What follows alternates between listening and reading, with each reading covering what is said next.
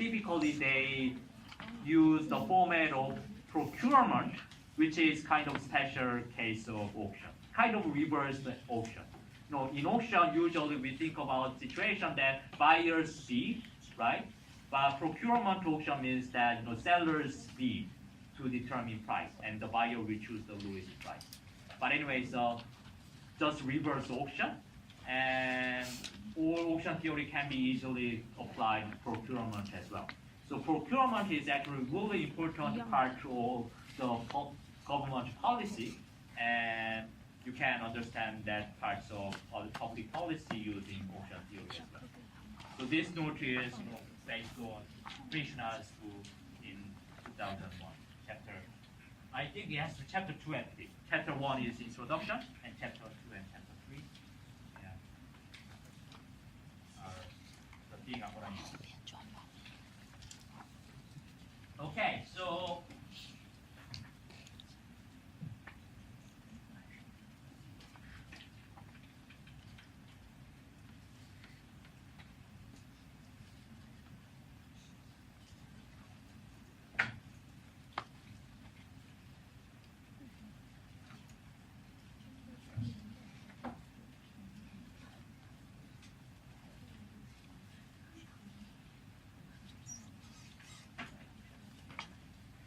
let me first specify some assumptions I'm going to maintain. So to make everything tractable and workable and simple. So of course the real world situation is a little bit more complicated than this, presumably. But let's begin with the simplest case. Okay, so there is a single object. So there is only one object, and there are n potential buyers or bidders. Okay, capital N is the number of potential bidders, and bidder I assigns a value of xi to the object. Okay, so here I switch my notation again. In the previous lecture slide I used notation B, but now I'm gonna use x. Okay, so capital Xi is assigned value of bidder I, but xi is somehow random, okay, especially other players' point of view. So all bidders and also seller believes that xi, value of particular bidder I, is independently and identically distributed over some interval. Okay, so 0 and omega, they are the minimum value of xi, and omega, here, the thing here, this is omega, Greek letter omega, that is possibly the highest value that xi can take. Okay, so xi is random, but anyway, we know that, or the seller knows that, and all players knows that xi has to be drawn from 0 and omega according to self-distribution. Okay, so to describe that distribution, probability distribution, I'm going to use the language of cumulative distribution function and also density function. Hopefully, I think all of you already learned it from your econometrics course last semester, and it's a little bit of this, okay? But let me briefly summarize. Okay, so xi is uncertain, especially. Okay, so let's think everything in the seller's perspective for now. Okay, the seller is trying to sell some object, and there are n bidders there, but the value of each bidder is uncertain to the seller. Okay, but the seller knows that xi has to be drawn some random distribution. Okay, and in particular, you can ask, what is the seller's subjective probability for this event? Okay, the seller believes that xi is uncertain, right? The seller thinks xi is uncertain. Then you can ask, what is the probability that the seller assigns to this event? Xi is less than some number x. Okay, you can always ask this probability, and we are going to say that this. So the left-hand side is function of x, right? As you increase x, this probability has to increase, and as you decrease x, this probability has to decrease, right? And let's say this function, we're gonna call this function, denote this function by capital F. Okay? And that is the case for I from 1 to x. Okay? So left-hand side here, xi is value of consumer I, right? Buyer I's value.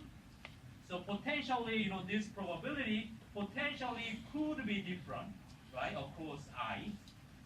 But our assumption is that there is some common distribution function that commonly describe all these probability for all I. Okay, so basically we here assume that xi has common probability distribution for all I. Okay? Okay, so we have more assumption. We're going to assume that f is also, we're going to assume f is differentiable.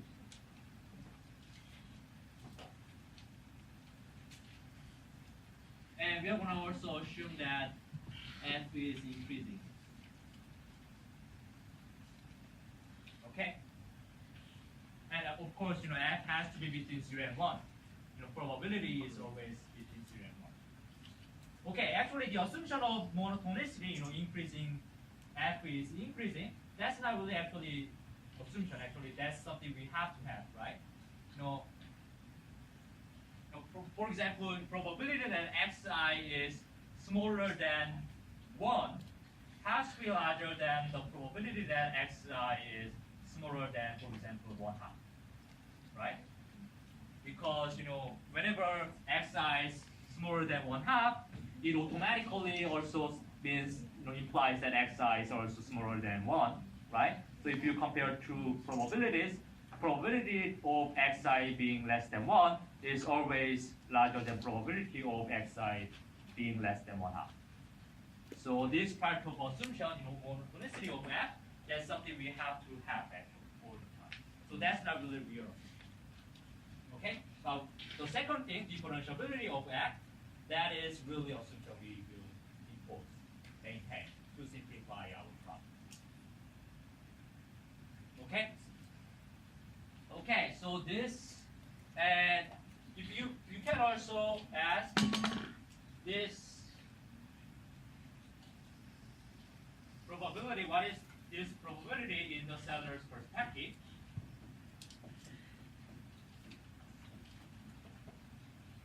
What is this? So this is basically probability in the seller's perspective, point of view, probability in the seller's point of view that f1 is less than some number, and f2 is less than some number, and up to the for all xi, capital xi is less than some number, small xi. Okay. So then, how can it calculate this probability? So remember here that we assume x1 and x2 and x3, they are statistically independent, right? So that means this probability is simply equals to multiplication of these four probabilities.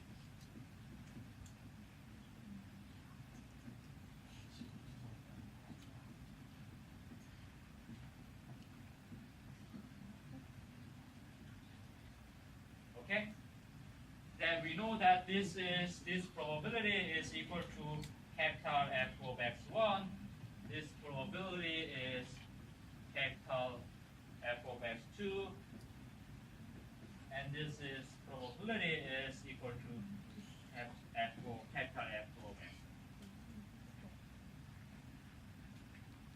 Okay? So capital F basically describes the seller's belief in on all buyers, all potential buyers' valuation of the book. Okay, specifically, probability for the event that xi is less than some number.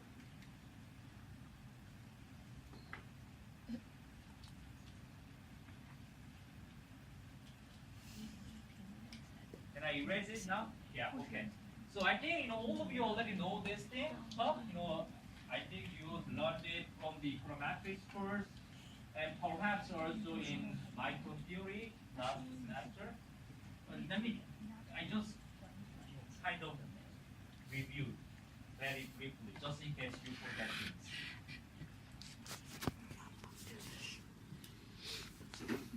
Okay, then one of the assumptions we just made here is capital F is differentiable.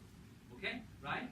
So capital F is differentiable, and derivative of capital F, for that I'm going to use the notation small f. Okay, so if you derivative capital F, the result will be small f. And what is the... Okay, then we can actually... So we're going to use this notation as well, as derivative, especially when we are interested in probability that xi is between a and b, where a and b is some number. So how to compute this probability is, okay, so here we have numbers between 0 and omega, and a is here, and b is here. So the probability that xi is between a and b, that is probability of xi is less than b minus probability of xi is less than a. Right? So we are asking what is probability that xi is between a and b. And to calculate that, you first take probability of xi being less than b, and then subtract probability of xi being less than a, then you will have probability that xi is between a and b. Okay? And using our notation, that is f of b minus f of a, right? And we know that this is always equals to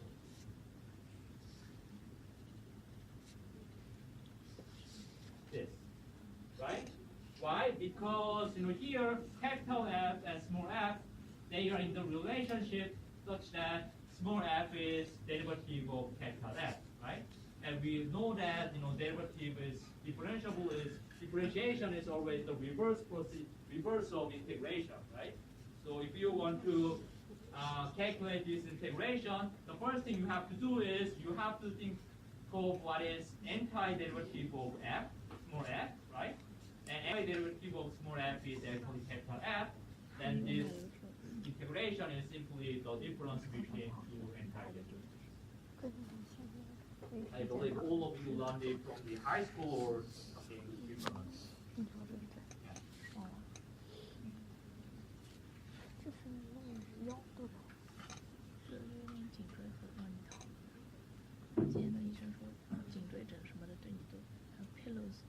Okay, so we are going to also use this kind of formulas.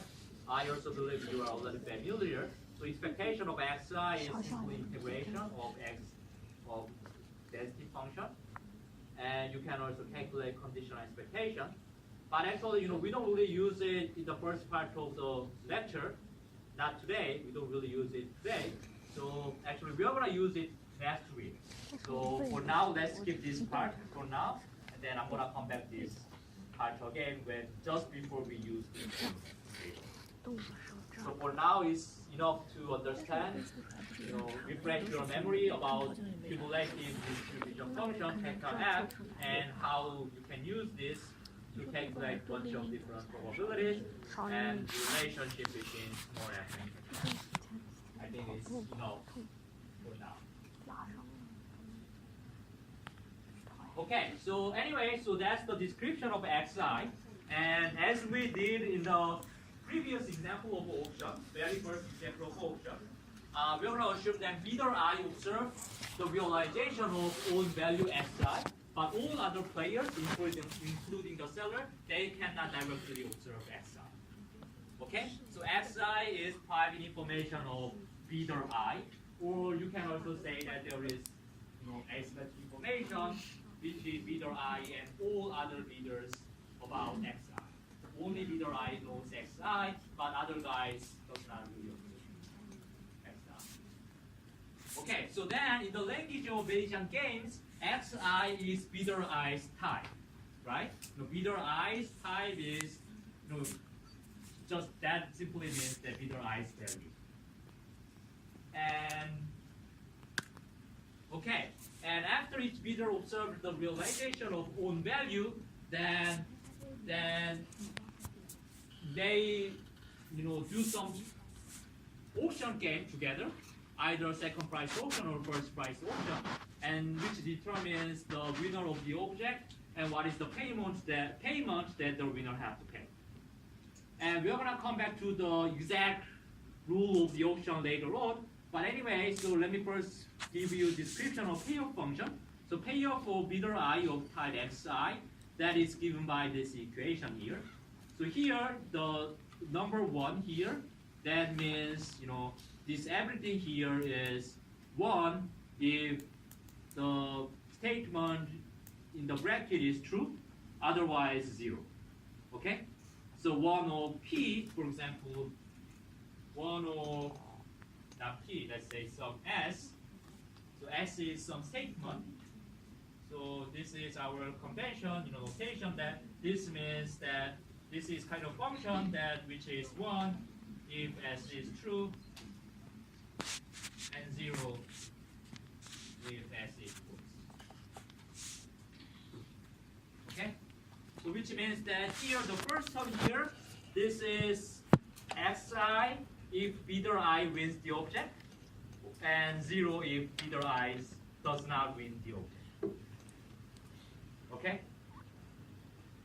So the first term here is basically the payoff from the object, if this guy wins the object. And you have to subtract this utility from the payment, and we're going to assume that the payoff function takes this simple form. So basically, payoff function is payoff from winning the object minus quota statement.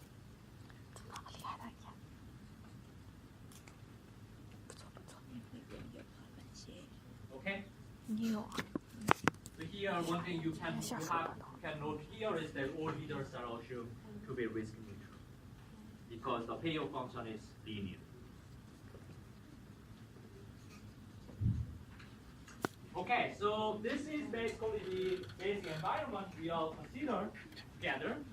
So we specify, payoff of each bidder and what is, uncertain, what is asymmetric information between players, right? And then, basically we describe everything except that the rule of the auction. Okay? So we're going to consider 2 auction formats here.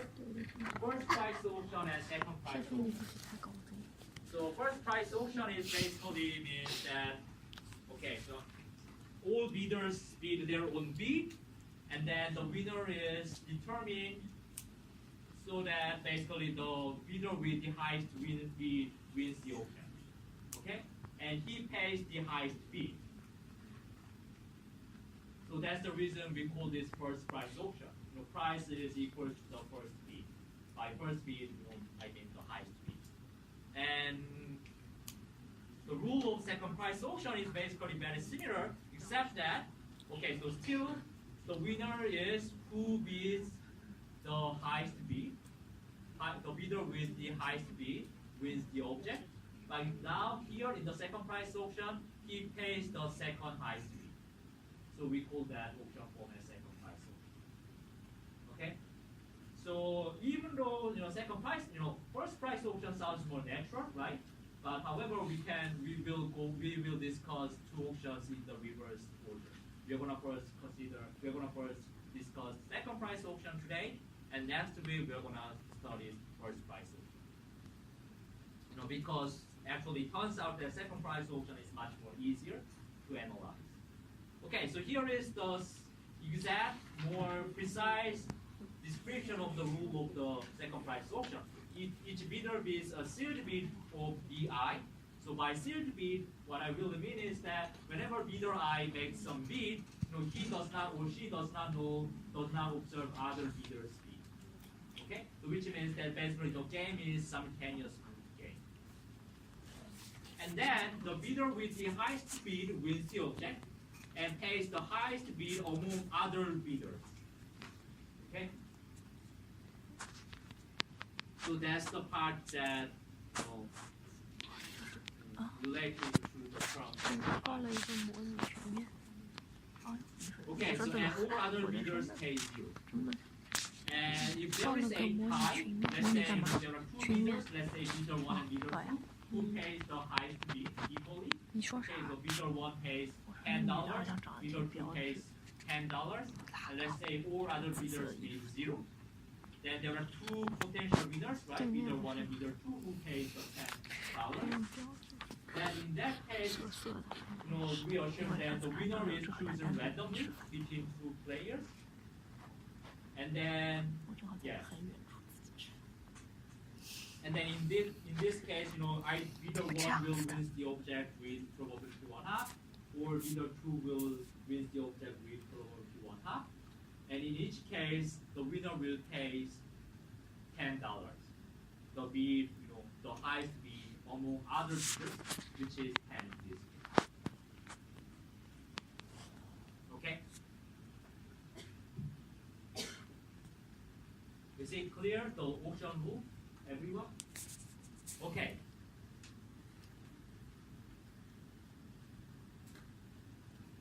Okay, then, with this auction rule, we can consider everything so far as an example of Bayesian games. There are n players, bidder 1, bidder 2, and up to bidder n. So there are n players, and each player can be, possibly there are, asymmetric information among bidders, right? Bidder i's tie, xi, or bidder i's value is unknown to other players, right? And instead, they only have some belief about xi instead of directly observe xi directly. So, and then, all of them bid together simultaneously, so it's simultaneous move game. And then you can see here, everything's are just one example of Bayesian game. And we are gonna ask what is Bayesian equilibrium in this case. Okay, so then, Bayesian equilibrium, in Bayesian equilibrium, every bidder's strategy have two best response to each other's. And what is bidder i's strategy? So here, bidder i's strategy is mapping from own value to a price to bid, right? So we are gonna use this notation sigma I xi. So sigma I xi is bidder i's strategy, which bid to choose, conditional on that my value is xi. Okay?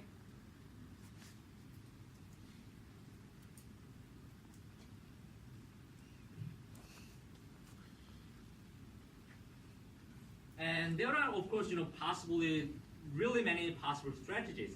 But we are particularly interested in very special kind of strategy, which is described in the third bullet point here. So we're gonna call that bidder I strategy sigma I. We're gonna call that pure strategy if sigma I involves no randomization. And then we are gonna also say that bidder I strategy is, we're gonna say that bidder I strategy is truthful if sigma I xi is equal to xi. What does it mean? Here, sigma I xi equal to xi, that means that if bidder i's value is $5, for example, I'm gonna bid $5. Basically, I truthfully reveal my own valuation. Somehow, what is somehow surprising about second price auction is that it is actually an equilibrium that all players bid truthfully. Okay, it is based on Nash equilibrium such that all players play the truthful strategy. Intuitively, maybe you thought initially, intuitively, it must be the case that bidder kind of try to bid a little bit lower than their own bid, because by decreasing bid, you can increase your payoff conditional on winning the object, right? But it turns out that that's not really the case in the second price auction. The second price auction, actually, it is a best response to reveal your value truthfully. Okay, so that proposition here, the first proposition on the screen, that summarizes, that observation. Okay, so it says that for any bidder I and any possible xi, type xi, we have to have this inequality. So what does it mean really? So let me work things in this inequality one by one. Okay, so what you have in the left-hand side here is, so here we have, forget about, ignore the expectation sign here for now. Then you have ui xi sigma minus I xi, conditional on xi, right? So what does it mean? So here, this is player i's or bidder i's payoff when bidder i's type is xi, right? And the first argument here, xi, that is bidder i's strategy. So that means here, we have xi here, which is equal to his own time. So here, by this xi, what we mean is bidder I bids the price equal to own valuation. Okay? So basically here, xi here and xi here, we have the same xi. That means bidder I bids truthfully.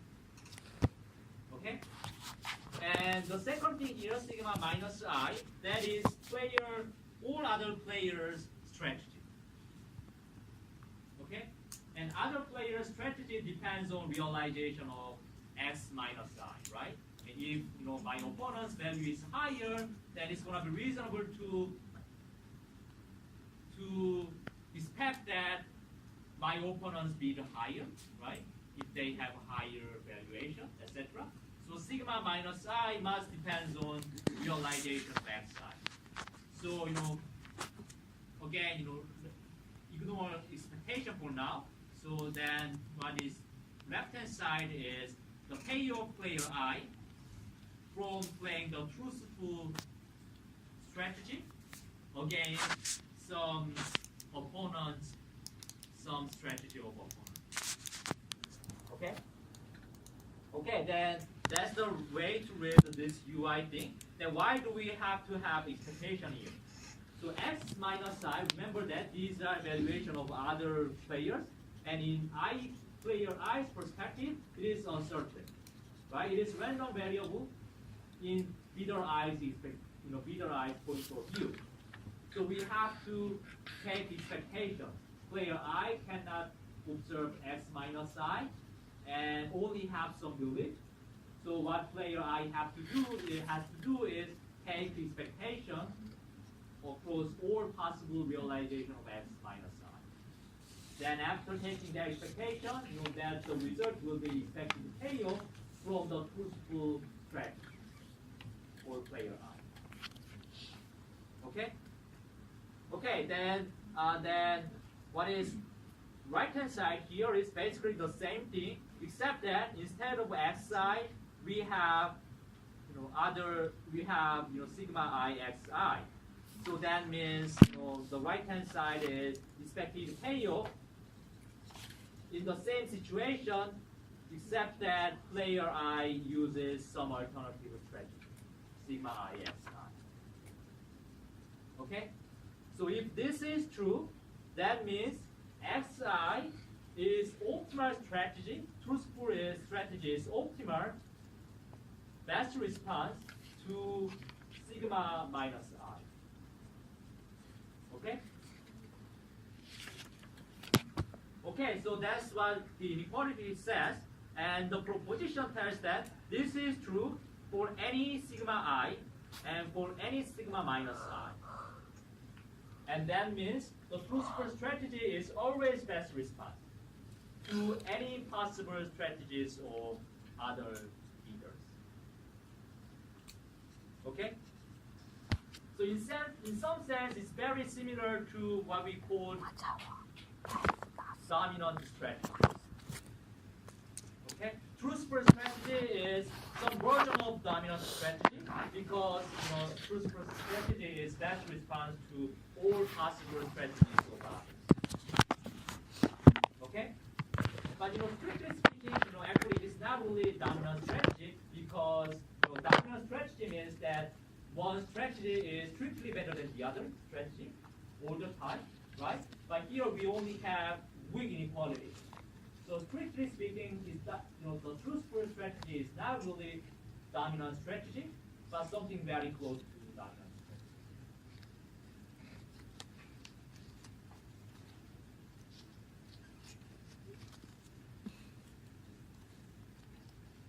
Okay, so then what the one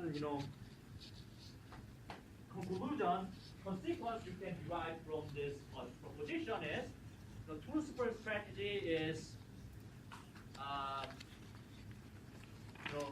it is always based on Nash equilibrium that all leaders play the truth-first strategy, right? The truth-first strategy is best response to any possible strategy of others.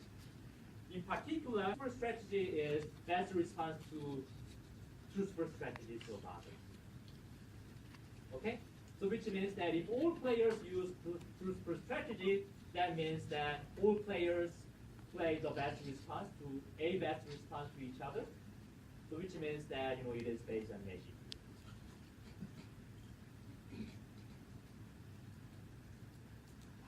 Okay, so then this is proposition, this is true statement.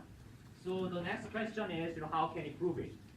Actually, it's not really that difficult to prove this proposition.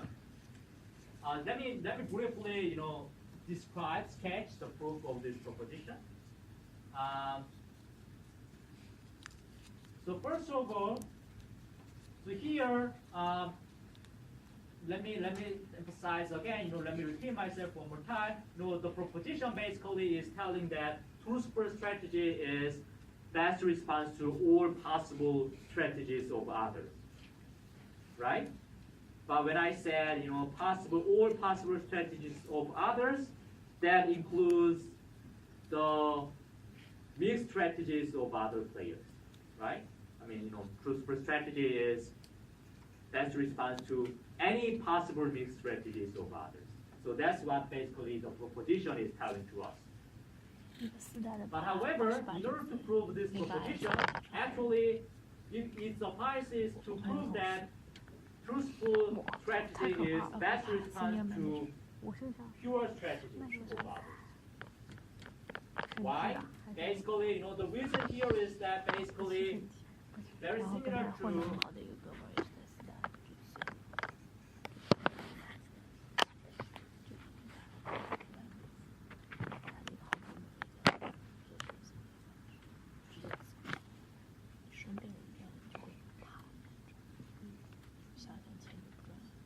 the idea behind this lemma. So this lemma is one from the lecture note strategic dominance. So probably this is one of the first lemma we proved together in this course, right? So here, okay, so let me briefly, review what was dominant strategy. Okay. So, basically we say sigma I is dominant strategy if it gives better payoff than all other strategies against all possible strategies of others, right? But here, in order to say that sigma I is best response of player I, it has to be best response, of course, against to all possible sigma minus I, right? And sigma minus I here, we have to allow to be mixed strategy, right?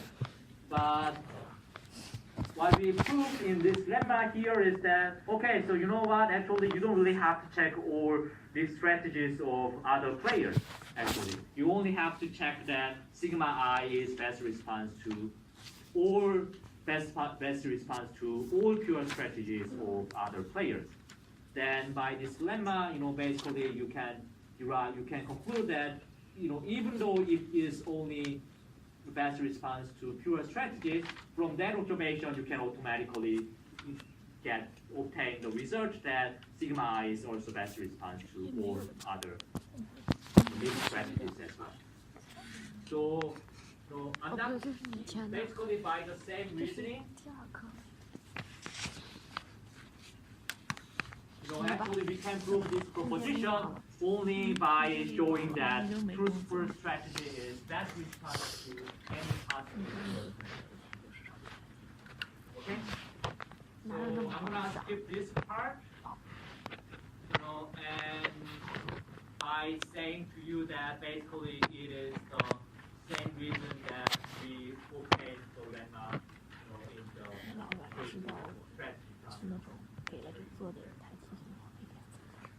Okay, so basically we can show this inequality here, basically considering three possible cases, step by step. So here, I consider three possible cases. The first case, xi is strictly less than the highest bid among other bidders. Okay, so in this case, and the second case is basically the case with the reverse opposite inequality. And the third case, finally, I consider the case that two things are exactly the same. Okay? And in each cases, you can check by yourself here. Actually, truthful strategy, beating xi is best response, and is a best response for each cases. Okay? And considering three cases separately, showing that truthful strategy is best response for each case, you can show that this inequality is true, and which shows that this proposition is true.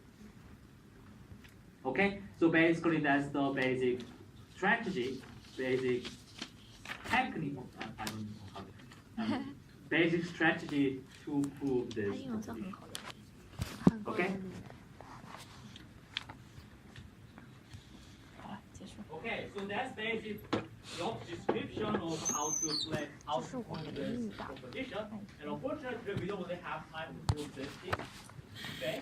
And I just gave you rough idea, and I'm gonna actually prove this proposition together next week. Okay? 那么就好。 So I really suggest you, before you come to the lecture next week, I suggest you to try to prove this proposition by yourself.